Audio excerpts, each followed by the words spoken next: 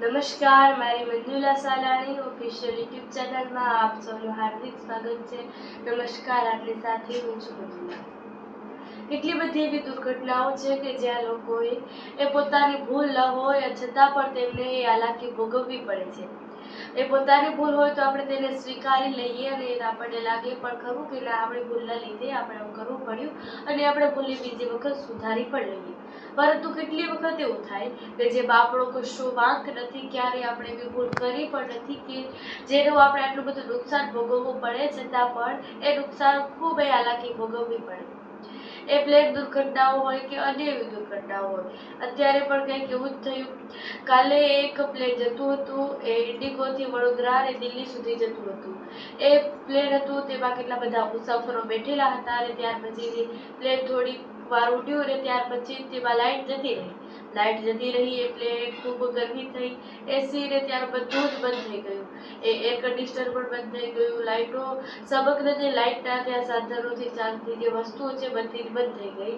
અને ત્યાર પછી ત્યાં થોડી વાર પછી લોકોએ ખૂબ ગુમરામણ થવા માંડ્યું અને એ લોકોએ ત્યાર પછી તેમને જે મળ્યું તે લઈ અને હવા રાખવા માંડી. તેમણે જે મળી પૂંઠા હોય, અખબાર હોય, સમાચાર પત્ર અને જે મળી તે વસ્તુથી પોતાએ એ પવન નાખવા માંડ્યું. પરંતુ તમે વિચાર કરો કે તમે એક ફ્લાઇટમાં બેઠેલા છો, તમે એના માટે હજારો રૂપિયા ખર્ચી દીધા અને તમને લાગે કે એ પોતે સારી સુખ સુવિધાઓ સાથે ફ્લાઇટમાં જશે અને તે સારી સુખ સુવિધા સાથે ત્યાં પહોંચી જશે. એક ટ્રાવેલ માટે તેઓએ વિમાન પસંદ કર્યું, એરોપ્લેન પસંદ કર્યું અને ત્યાર પછી તેમને એની મુસાફરી દરમિયાન આવી હાલાકી ભોગવવી પડે તે લોકોને કોઈને પણ ન પસંદ આવે.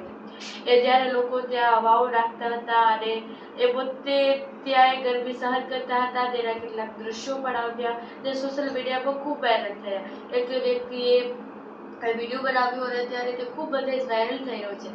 સાથે જે પ્લેન જે ત્યાં કંપની હતી જ્યાંથી પ્લેન શરૂ થતું હતું તેમની સામે પણ ખૂબ ઊંચા સવાલો ઉઠાવવામાં આવ્યા કે આવું કેમ થયું.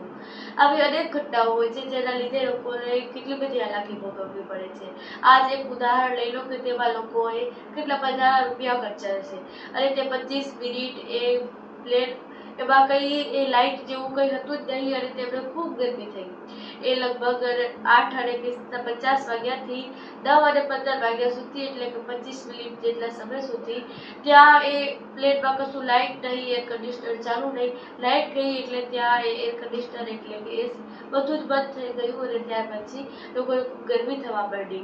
એટલે કે લોકોએ પોતાની એવી કલ્પના પણ ન કરી હોય કે ક્યારેક પ્લેનમાં આવું થઈ પણ શકે છે અને લોકોને કલ્પના ન હતી અને ડાયરેક્ટ જ ત્યાં અચાનક એવું થઈ ગયું. લોકોએ પોતાને એક ડર અને ભયમાં અનુભવવા લાગ્યા અને ઘણા બધા લોકો ખૂબ ગભરાઈ ગયેલા હતા. અને એ વાત સ્વાભાવિક પણ છે કે ક્યારેક આપણે પ્લેન ક્રેશ જેવી દુર્ઘટનાઓ યાદ આવે ત્યારે એવું થતું હોય છે. કારણ કે કેટલી બધી દુર્ઘટનાઓ હોય છે જેમાં માત્ર સામાન્ય બાબત લાગે છે અને ક્યારે એ દુર્ઘટનામાં ફેરવાઈ જાય છે અને ક્યારે એ મુસાફરી એ મોતનું કારણ બની જાય છે. તો તમારું આ વિષય પર શું કહેવું છે કમેન્ટ્સ પર જરૂરથી જણાવજો. સાથે જ મારી Manjula Salani official YouTube channel પર આવ્યા છો તો સબસ્ક્રાઇબ કરીને જજો. નમસ્કાર.